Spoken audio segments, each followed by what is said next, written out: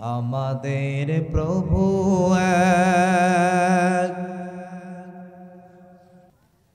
এক নবীর উম্মত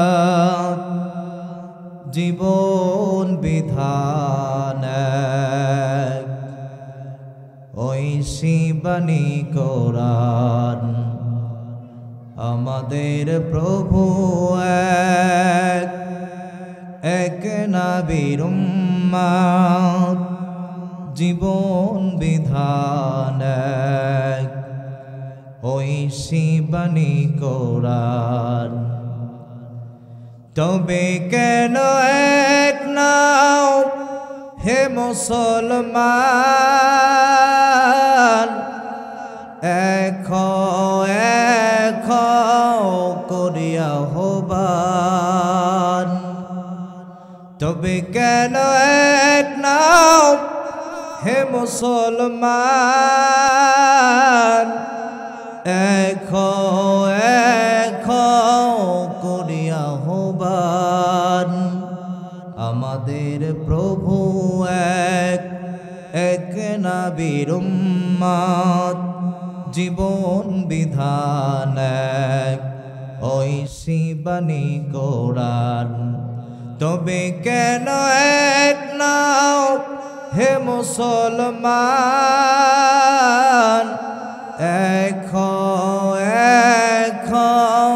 করিয়া আহ্বান। তবে কেন এক নাও হে মুসলমান, এক করিয়া আহ্বান। বাইতুল্লাহ মদিনা শরীফ উহুদ পাহাড় বদরের মাঠ, একটা তো জীবনার মরণ তো একবার। সকলের তরে আছে একই স্থান। তবে কেন এক নাও হে মুসলমান, এক করিয়া আহ্বান। তবে কেন এক নাও হে মুসলমান, এক করিয়া আহ্বান। লিল্লাহে তাকবীর, নারায়ে তাকবীর। আল্লাহ রাব্বুল আলামিন কোরআনে কারীমের মধ্যে জানায় জানিয়া আইয়ুহাল্লাযীনা আমানুত্তাকুল্লাহা হাক্কা তুকাতিহি ওয়া লা তামুতুন্না ইল্লা ওয়া আনতুম মুসলিমুন। চিৎকার মেরে বলুন আল্লাহু আকবার। আল্লাহ রাব্বুল আলামিন আল্লাহর হাবিবকে জানায় দেন, বলেন বন্ধু আমার, হাবিব আমার, আপনি সারা দুনিয়ার মানুষের কাছে জানায় দেন, পৌঁছায় দেন। কারণ আমি আল্লাহ আপনাকে একটা ডিউটি দিয়া দুনিয়ার জমিনে পাঠাই দিলাম। ইয়া আইয়ুহার রাসূল বাল্লিগ মা উনজিলা ইলাইকা মির রাব্বিক। আল্লাহ পাক নবীকে দুনিয়ার জমিনে পাঠায় দিয়েছেন। হে রাসূল, হে বন্ধু আমার, হাবিব আমার, দুনিয়ার জমিনে আমি আপনাকে পাঠিয়ে দিলাম মা উনজিলা ইলাইকা মির রাব্বিক, আমি আল্লাহর পক্ষ থেকে যা আপনার উপরে নাজিল হয়েছে আপনি সারা দুনিয়ার মানুষের কাছে তা পৌঁছায় দেন। বলেন সুবহানাল্লাহ। এই জন্য আল্লাহ রাব্বুল আলামিন উম্মতে মুহাম্মাদের জন্য একটা মেসেজ পাঠিয়ে দিলেন, একটা চিঠি পাঠিয়ে দিলেন। আল্লাহর হাবিবকে বলেন, নবী গো, আল্লাহু আকবার বলেন, নবীজি আপনি সারা দুনিয়ার মানুষের কাছে মেসেজ পৌঁছায় দেন। ইয়া আইয়ুহাল্লাযীনা আমানুত্তাকুল্লাহ।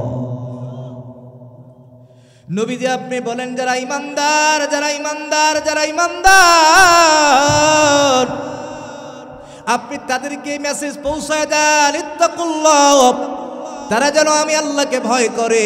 নবীজি শুধু ভয় করলেই হবে না, হাক্ক তুকাতিহি, আমি আল্লাহকে ভয় করার মতো ভয় করতে হবে। এরপরে ওয়ালা তামুতুন্না ইল্লা ওয়া আনতুম মুসলিমুন, সতর্ক করলেন আল্লাহ, খবরদার প্রকৃত মুসলমান না হয়ে মৃত্যুবরণ করো না, ঘোষণাকার।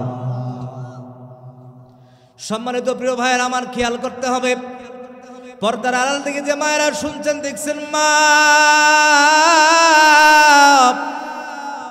আমার জীবনের শেষ তাফসীর কোরআন মাহফিল হিসাবে শুনবো, জানি না আমার নসিবে আগামী কালকে আমি বেঁচে থাকবো কিনা। ফজরের আজানের সময় অথবা এলান হতে পারে আমি দুনিয়ায় নাই, আমার মা দুনিয়ায় নাই, আমার বাবা সেও দুনিয়ায় নাই, এরকম একটা এলান ফজরের নামাজে জোরে বলেন তো হতে পারে কিনা? ওরে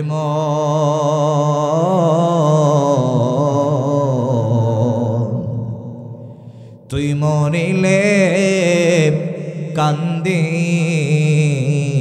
কয়জন, ওরে মন তুই মরিলে কান্দিবে কয়জন, যেদিন আন্ধার ঘরে শুয়াইবে মাটির দেহ মাটি খাবে, ভুলবে তোরে দুনিয়ার আপনজন, তুই মরিলে কান্দিবে কয়জন, ওরে মন তুই মরিলে কান্দিবে কয়জন, ঠিক কিনা বলেন? এই জন্য আল্লাহর গোলামেরা, দামি হায়াত আল্লাহ দিয়েছেন, দামি জায়গাতে বসার সুযোগ আল্লাহ করে দিয়েছেন। একটুখানি হেদায়েতের জন্য আলোচনাটা যদি শুনতে পারেন, আল্লাহর কসম করে বলতেছি আজকের আলোচনা আমাদেরকে সোজা জান্নাতে মেহমান বানায় দিবে, জোরে বলেন আমিন। আল্লাহ পাক স্পষ্ট জানাই দিলেন, নবীজি আপনি বলেন যারা ইমানদার তারা যেন আমি আল্লাহকে ভয় করে, ভয় করার মতো ভয় করতে হবে। এরপরে ওয়ালা তামুতুন্না ইল্লা ওয়া আনতুম মুসলিমুন,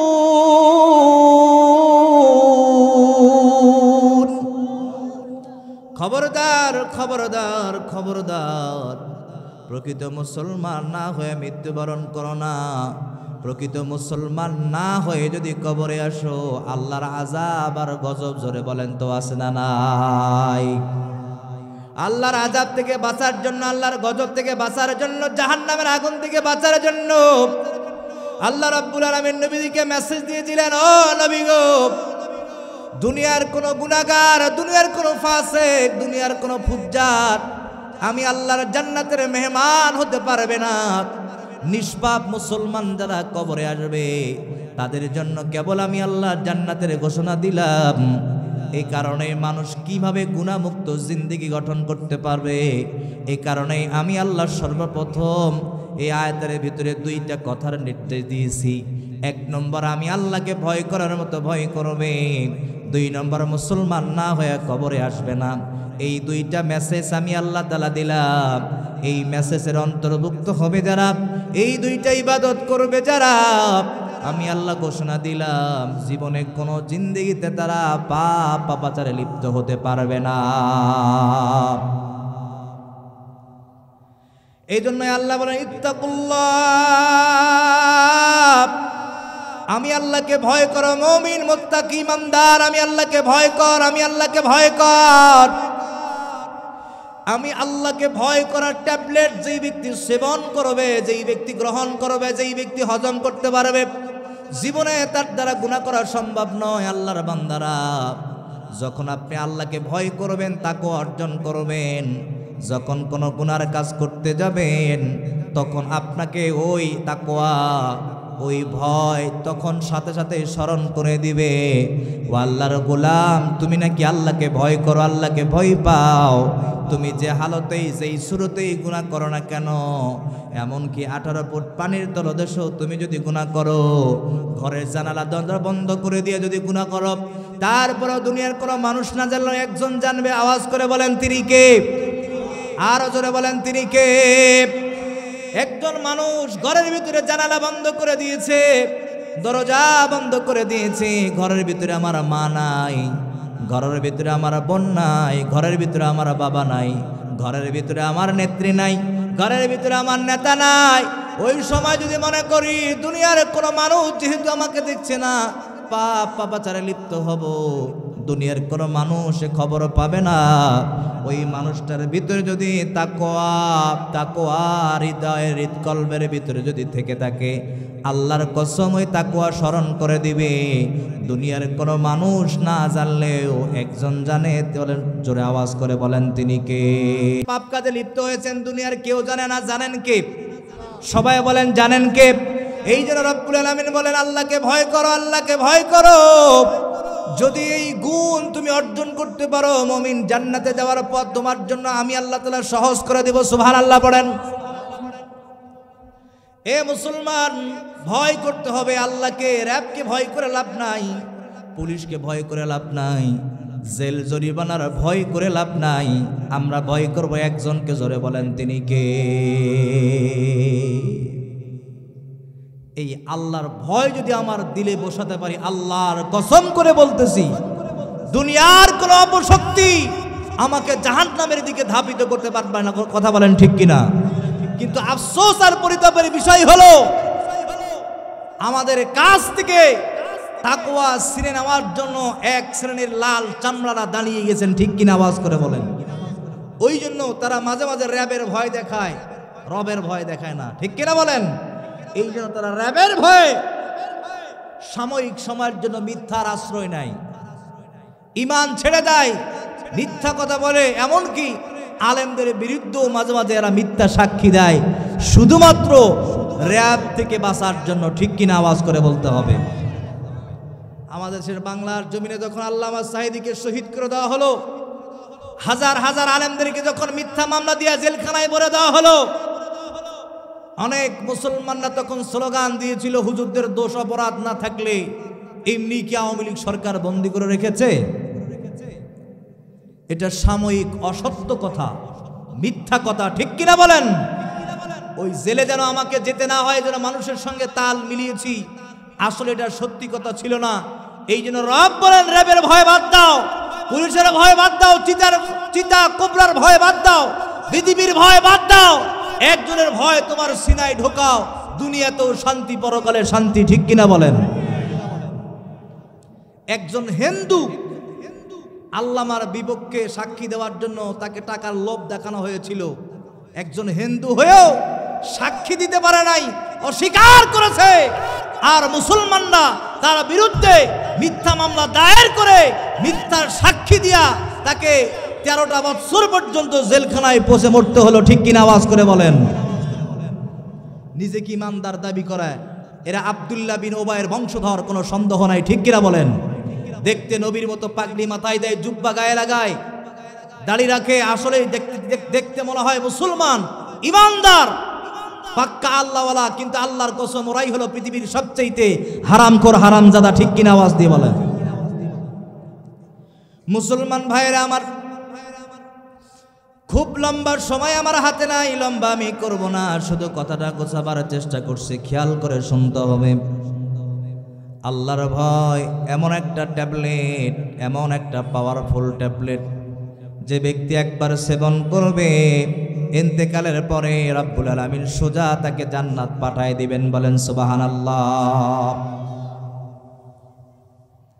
তাফসীরে কিতাবের মধ্যে আসছেন, হযরতে ফাতেমা রাদিয়াল্লাহু তাআলা আনহা মাত্র 4 বছরের শিশু সন্তান, হঠাৎ করে ঘরের ভিতরে তাকায় দেখতেছেন খাদিজাতুল কুবরা রাদিয়াল্লাহু তাআলা আনহা চোখের পানি ছেড়ে দিয়া ক্রন্দন করছেন। আপন কলিজার টুকরা সন্তান যখন মায়ের কান্না দেখতেছেন, ও আল্লাহর বান্দারা একটু ভালো করে বুঝে বলবেন, মার কান্না যদি সন্তান দেখতে পায়, আওয়াজ করে বলেন তো ওই সন্তানের মন কি ঠিক থাকতে পারে? মায়ের মাথার মধ্যে হাত বুলিয়ে দেয়, বলেন মা গো, আমার হৃদয়ে ব্যথা মা, তোমার কান্না তো আর সহ্য হয় না। মারে জানতে চাই তোমার চোখের মধ্যে পানি কেন, কেন ক্রন্দন করো মা? খাদিজা কোনো কথা বলেন না। জনম দুঃখিনী মায়ের কান্না দেখে সন্তান নিজেকে স্থির রাখতে পারেন না। আল্লাহর বান্দারা, যার দুনিয়াতে মা নাই বাবা নাই, তারাই জানে মা হারা বাবা হারা কত বেদনা, ঠিক কিনা? পৃথিবীর মায়া ভুলে আমাকে একা ফেলে চলে গেলে মা গো, জানি আর আসবে না সুহাগ মাখা মুখে, খোকা বলে ডাকিতে আমাকে। হে দয়াময় জান্নাত দিও আমার মাকে, হে দয়াময় জান্নাত দিও আমার মাকে। পৃথিবীর মায়া ভুলে আমাকে একা ফেলে চলে গেলে মা গো, জানি আর আসবে না সুহাগ মাখা মুখে, খোকা বলে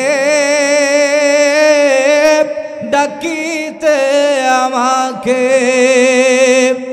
হে দয়াময় জান্নাত দিও আমার মাকে, হে দয়াময় জান্নাত দিও আমার মাকে। জোরে বলেন আমিন। আরো চিৎকার মেরে আওয়াজ দিয়ে বলেন আমিন। ও আমার মায়েরা, যারা পর্দার আড়াল থেকে দেখছেন, মা কানটা লাগায় দাও।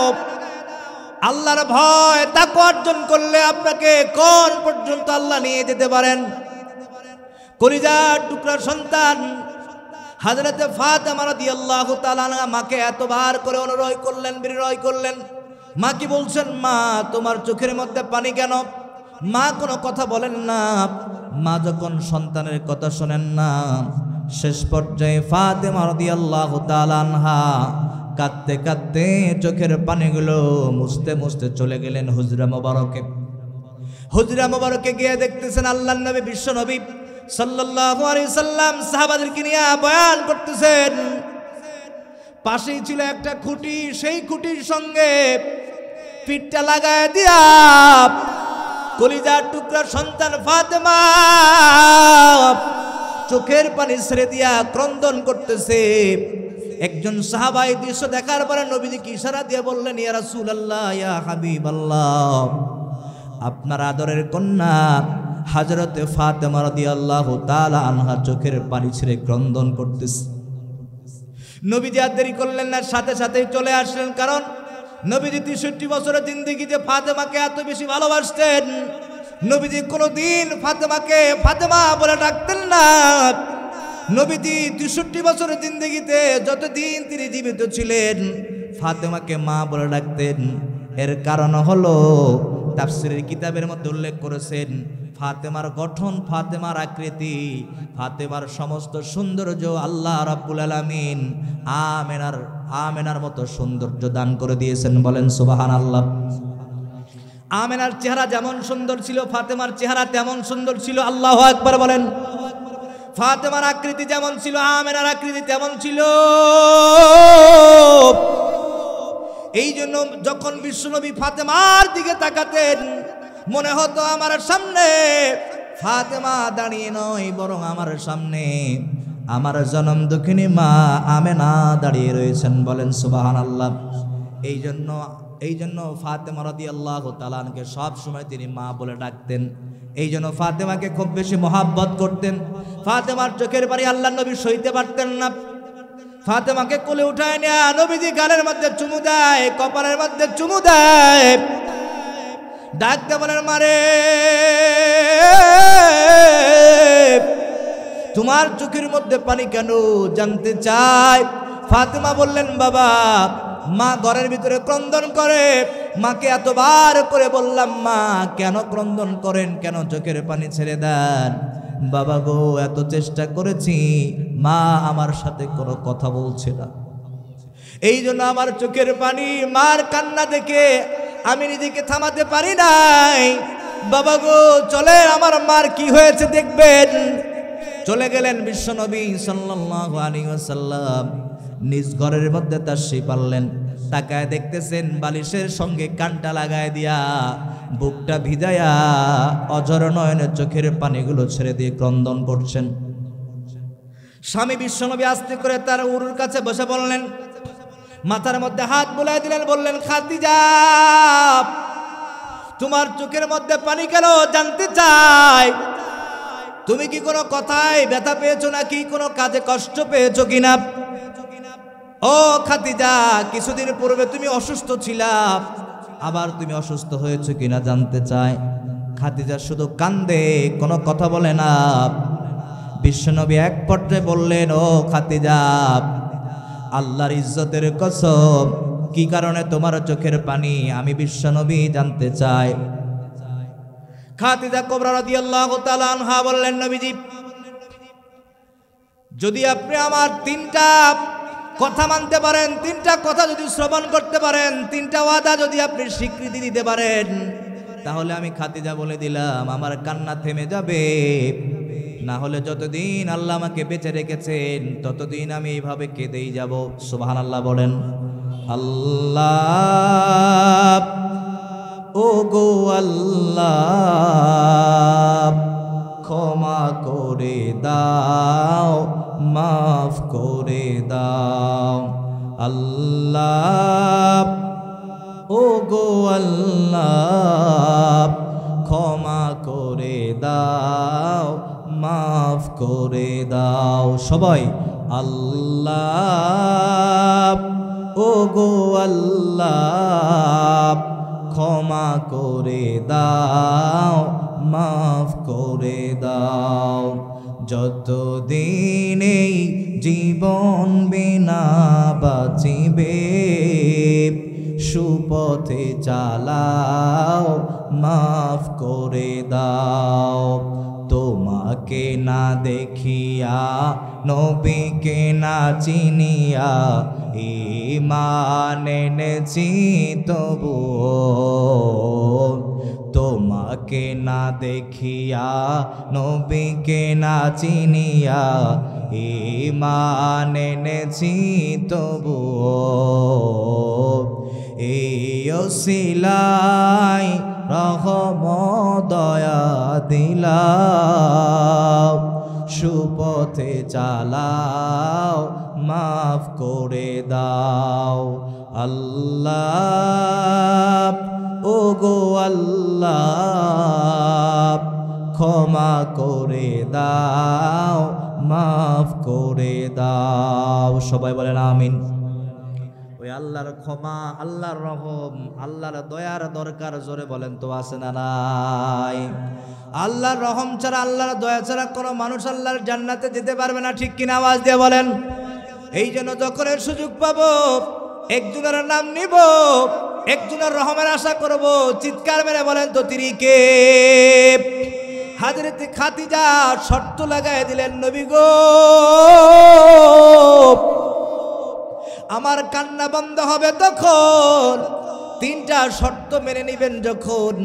নবীজি বললেন, খাদিজা আমি তোমাকে খুব বেশি শান্তি দিতে পারি নাই, সুন্দর খাবার পরিবেশন করতে পারি নাই, এমন ভালো খাবার তোমাকে দিতে পারি নাই, তবে খাদিজা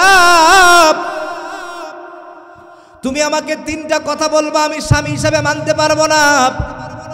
তা তো কখনোই হয় না, আল্লাহর কসম ওই তিনটা কথা যদি শরীয়ত সম্মত হয়, আমি শ্রেষ্ঠ স্বামী হিসাবে ঘোষণা দিলাম, আমি অবশ্যই অক্ষরে অক্ষরে পুঙ্খানুপুঙ্খানুভাবে এই তিনটা ওয়াদা পূরণ করব, বলেন সুবহানাল্লাহ। ও আল্লাহর বান্দারা, স্বামী যখন কোনো প্রতিশ্রুতি দেয় স্ত্রীকে, স্ত্রী মেনে নেয়। আবার স্ত্রী যখন স্বামীকে কোনো প্রতিশ্রুতি দেয় সেটাও স্বামীকে মেনে নিতে হবে। তাহলেই কেবল ওই সংসারে শান্তি দিবেন একজন, তিনি কে? কিন্তু আমাদের সংসারে শান্তি নাই, উধাও হয়ে গেছে। অশান্তির দাবামা প্রত্যেকটা সংসারে দাও দাও করে জ্বলছে, ঠিক কিনা? কারণ হলো আমাদের সংসারে স্টার জলসার জি বাংলা আছে না নাই? এই টেলিভিশন শান্তি কেড়ে নিয়েছেন, ঠিক কিনা জোরে বলেন।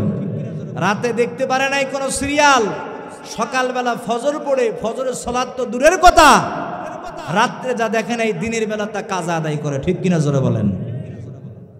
স্বামী যদি বলে ডান দিকে যা, স্ত্রী বাম দিকে যায়। স্ত্রী যদি বলে ডান দিকে যান, স্বামী বাম দিকে যায়। গন্ডগোল আছে না নাই? সবাই বলেন। সংসারে বরকত তখনই আসবে যখন স্বামী স্ত্রী দুই মন এক হয়ে যাবে, তখনই শান্তি আসবে, ঠিক কিনা? ও আল্লাহর বান্দারা, খেয়াল করে শুনতে হবে। নবীর ঘরে দামি কোনো সোফা ছিল না, নবীর ঘরে দামি কোনো আসবাবপত্র ছিল না, নবীর ঘরে দামি কোনো ফ্রিজ ছিল না, নবীর ঘরে গ্যাসের চুলা ছিল না, গ্যাসের কোনো ভালো সিলিন্ডার ছিল না, নবীর ঘরটা পাকা ছিল না, ছাদওয়ালা ছিল না, দুইতলা বিল্ডিং ছিল না। কিন্তু আল্লাহর বান্দারা, অভাব অনটনের ভিতরে কিছুই ছিল না, কিন্তু এই ঘরের মধ্যে শান্তি ছিল। এমন শান্তি ছিল, বিশ্বনবীর ঘরটাকে আল্লাহ রাব্বুল আলামিন জান্নাতের টুকরা বানিয়ে দিয়েছেন, বলেন সুবহানাল্লাহ। ওই কবরে ঢোকার পরে আপনি শুয়ে যাবেন, এরপরে ওখান থেকে উঠে যাবেন, এরপর আমার লাশ থেকে কবরে নামাবেন।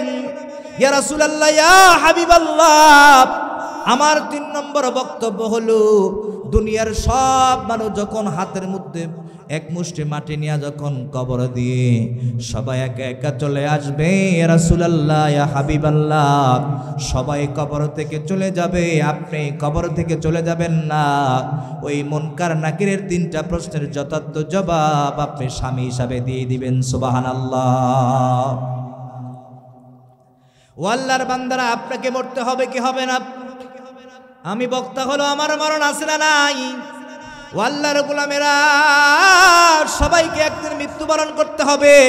বাবা আদম দুনিয়ায় নাই, ঈসা রুহুল্লাহ দুনিয়ায় নাই, ইদ্রিস পয়গম্বর দুনিয়ায় নাই, মুসা পয়গম্বর দুনিয়ায় নাই।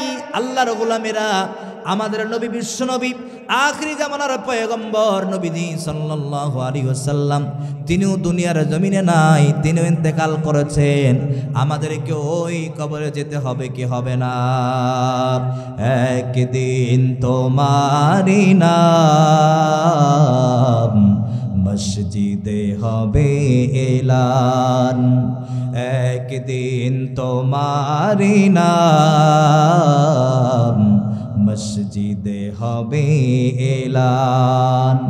তৈরি থেকো, তৈরি রেখো, কবরের মান সমান, একদিন তোমারি নাম মসজিদে হবে এলান, একদিন তোমারি নাম মসজিদে হবে এলান, ঠিক কিনা বলেন? একদিন এলান হবে, আপনার আপনজন আপনাকে ভুলে যাবে, আপনার ভাই আপনাকে ভুলে যাবে, আপনার বোন আপনাকে ভুলে যাবে, আপনার গর্ভধারিণী মা সেও ভুলে যাবে, আপনার জনম দুকুনি বাবা সেও ভুলে যাবে, আপনার নেতা, আপনার নেত্রী, দুনিয়ার বন্ধু বান্ধব সবাই আপনাকে ভুলে যাবে। আপনার 2টি চোখ বন্ধ হয়েছে, কেউ আপনাকে দুনিয়াতে আর সময় দিতে চায় না। এই কারণে দ্রুত গতিতে আপনাকে কবরে দেওয়ার জন্য সবাই প্রস্তুত হয়ে যায়, ঠিক কিনা? ও মুসলমান, চোখটা বন্ধ করে দেন, রাত তো গভীর হয়ে যায়।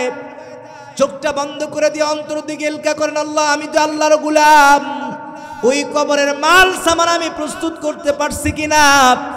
ওই কবরের মাল সামানা যদি না নিয়ে যেতে পারি, আমার কবরটা জাহান্নামের আগুনে দাউ দাউ করে জ্বলবে, ঠিক কিনা জোরে বলেন? ওই কবরে কেউ আপনার আপন হবে না, কেউ আপন হবে না। দুতলার উপর দিকে টেনে হিসড়ে শিমুল গাছের তক্তা দিয়া একটা খাট বানানো হয়েছে, ওই খাটের মধ্যে আপনাকে শুয়ে দেওয়া হবে।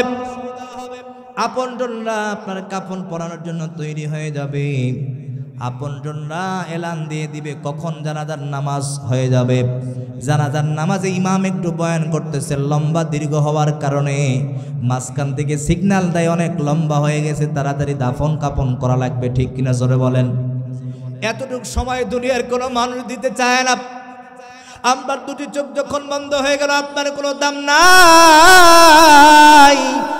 আল্লাহর বান্দারা, এই জন্য সময় থাকতে, হায়াত থাকতে আপনাকে বুঝতে হবে বেশি বেশি আমল করে তবেই আপনাকে কবরে যেতে হবে। ঠিক কিনা?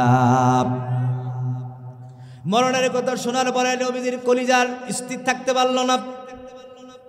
নবীজি থর থর করে কাঁপতেছে, গোটা চেহারাটা লাল বর্ণ হয়ে গেছে।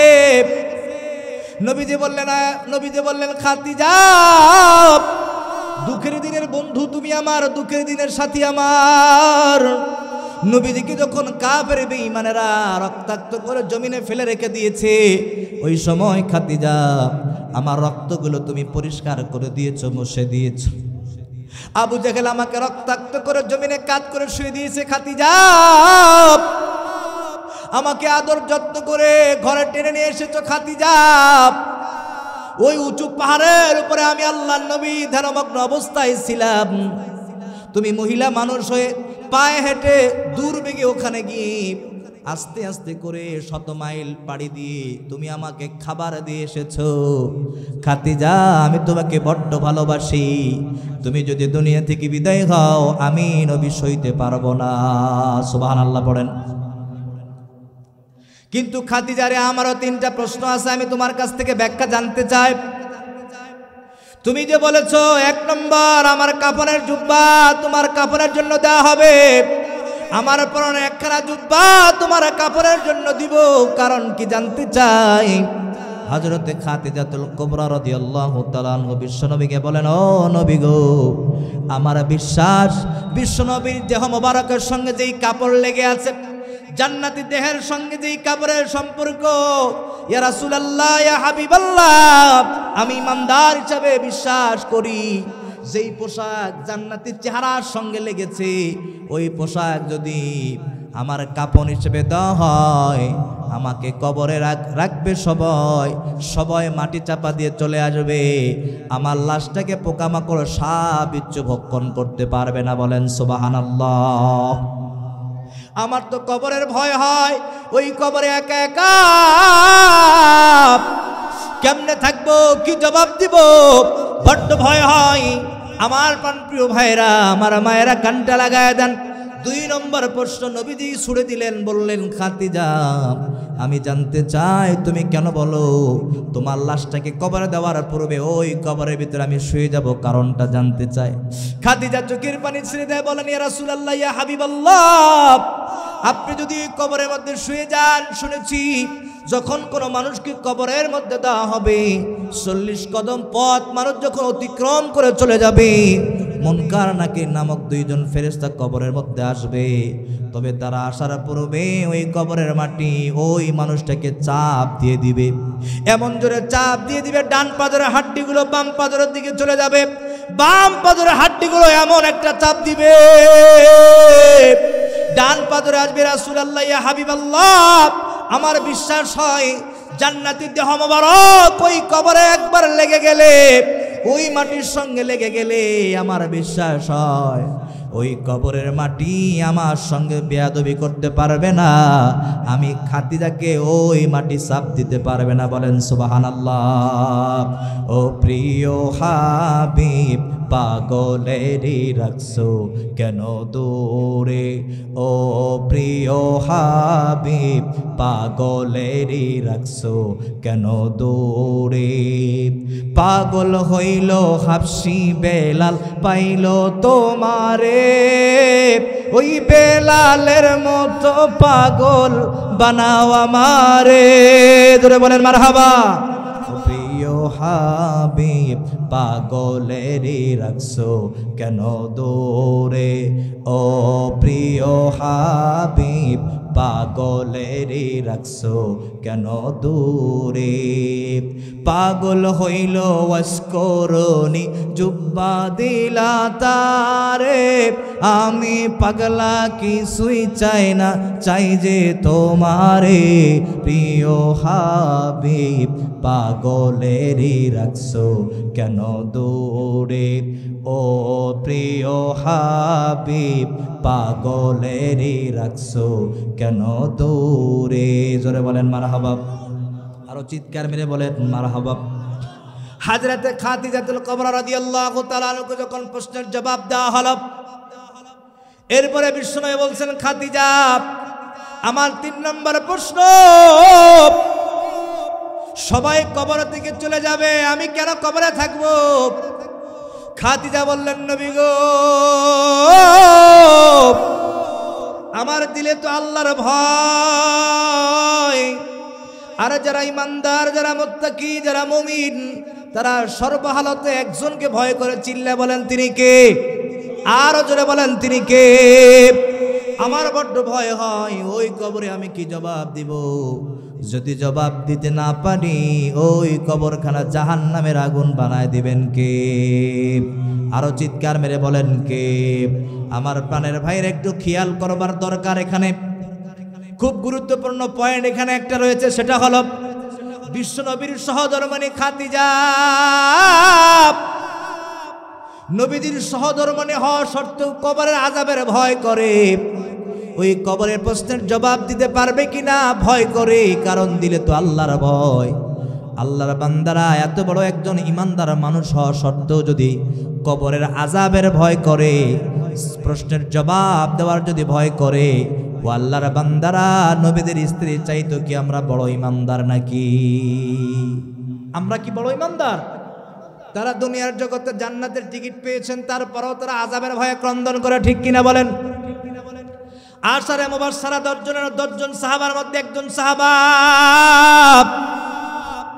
নাম হলো সিদ্দিক আকবর রাদিয়াল্লাহু তাআলা আনহু সব সময় নবীর পিছনে পিছনে থাকতেন দুনিয়ার জগতে আল্লাহ পাক তাকে জান্নাতের সার্টিফিকেট দিয়েছেন টিকিট দিয়েছেন সুবহানাল্লাহ পড়েন এমন একজন দামি মানুষ রাস্তা দিয়ে হাঁটতেছেন হঠাৎ করে একদিনের ঘটনা রাস্তা দিয়ে হাঁটতেছেন হাঁটার সময় সামনে তাকায় দেখতেছেন একটা খেরকুটা পড়ে আছে ওই খেরটা উঠায় নিয়ে চোখের সামনে ধরে আর ক্রন্দন করে চোখের পানি ছেড়ে দিয়ে বলেন এই খের তোর কপাল কত ভালো তোর কোনো জবাব নাই তোর কোনো হিসাব নাই তোর কোনো বিচার নাই তোরা আগুনে পুরাইয়া ছাই বানায় দিবে হাসরের মাঠে তোকে উঠতে হবে না কিন্তু আমি তো আবু বকর মৃত্যুর পরে আমার বিচার হবে মৃত্যুর পরে আমার হাসর নাসর হবে সেখানে আমার কি হালত হবে কি অবস্থা হবে তারা জান্নাতের টিকিট পাওয়ার সত্ত্বেও তারা জাহান্নামের ভয়ে ক্রন্দন করতেন ঠিক কিনা বলেন আমরা তো এত বড় ঈমানদার হতে পারি নাই আমরা তো এত বড় তাকওয়াবান হতে পারি নাই তারপরেও মুমিন আযান হলে কোনোদিন মসজিদে যেতে চাই না সব সময় শুধু বাহিরে সময় কাটাই ঠিক কিনা ও আল্লাহর বান্দারা ও আল্লাহর বান্দিরা আমাকে কবরে যেতেই হবে আপনাকেও কবরে যেতেই হবে তবে কবরে যাওয়ার পূর্বে আল্লাহর ভয় সিনায় ঢুকাতে হবে খাঁটি মুসলমান হয়ে আপনাকে কবরে যেতে হবে আল্লাহর কসম যে 2টা মেসেজ আল্লাহ আমাদেরকে দিয়েছেন যদি পূর্ণ করতে পারি আল্লাহর কসম আপনাকে কবরে দিতে দেরি হবে কিন্তু রব্বুল আলামিনের জান্নাতে পৌঁছতে দেরি হবে না আমার প্রাণপ্রিয় ভাইরা একটু জবান খুলে বলবেন আমাদের সকলের জান্নাতে যাওয়ার ইচ্ছা আছে না নাই কার কার আছেন দুহাত তুলে আমার আল্লাহকে দেখান আল্লাহ কবুল করুক সবাই বলেন আমিন তাহলে জান্নাতে যেতে হলে অবশ্যই তাকওয়া নিন খাঁটি মুসলমান হই কেবল আপনাকে কবরে যেতে হবে ঠিক কিনা আওয়াজ করে বলেন সবাই সবাই খাঁটি মুসলমান হয়ে কবরে দৌড় দেয় সবাই তাকওয়া অর্জন করে কবরে দৌড় দেয় আল্লাহর গোলামেরা কি হলো আমাদের দুনিয়ার পিছনে ছুটতেছি দুনিয়ার মোহে ছুটতেছি নিজের জীবনটাকে বরবাদ করে দিলাম একটা বারের জন্য আল্লাহর কথা ভাবি নাই কোরআনের কথা ভাবি নাই, ইসলামের কথা ভাবি নাই, নবীর কথা ভাবি নাই, ইবাদতের কথা ভাবি নাই, শুধু মনে মনে কল্পনার জল্পনা মৃত্যুর পরে যেন আল্লাহ আমাকে জান্নাতের মধ্যে প্রবেশ করায়। আল্লাহর বান্দারা জান্নাত শুধু হাতের মোয়া নয়, চাইলেন আর পেয়ে গেলেন। অবশ্যই জান্নাতে যাওয়ার পূর্বে আপনাকে দুইটা কাজ কমপ্লিট করতে হবে। 1 নম্বর ঈমান, 2 নম্বর আমল। এই দুটি জিনিস নিয়ে কবরে গেলে ওই কবরখানা জান্নাতের টুকরা বানায় দিবেন। একজন চিল্লায় বলেন তিনি কে?